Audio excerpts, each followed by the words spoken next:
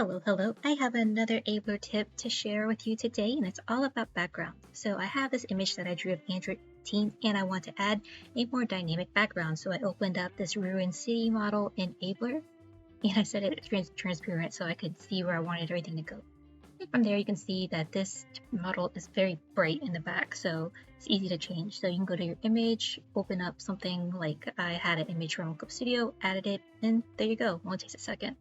But of course from there's a little bit more tweaking to be done.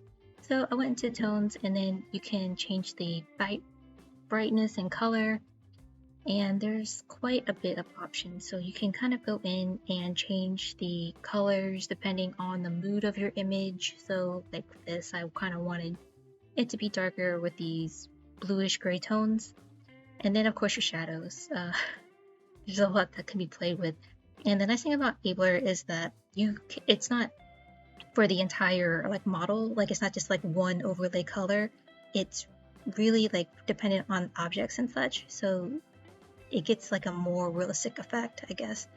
And from there I changed the bloom a little bit because I like that little blurriness, but then I kind of went in here and with the shadows and playing around with the colors and get the I guess the mood that you want to set.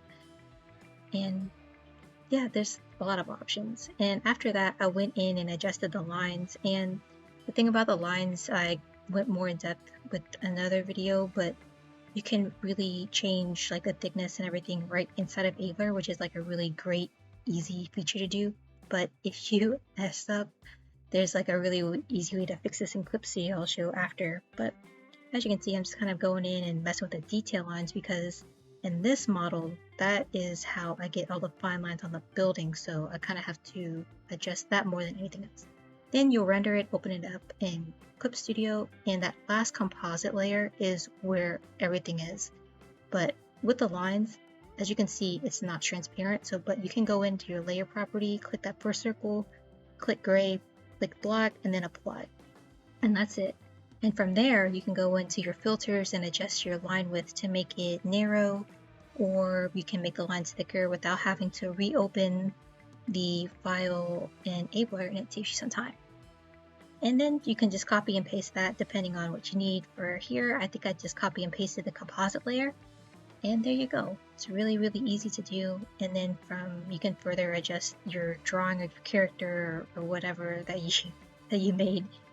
And yeah, that's about it. So if there's any other ABLUR tutorials you'd like to see, let me know. But thanks so much for watching. Please like and subscribe if you want to see more.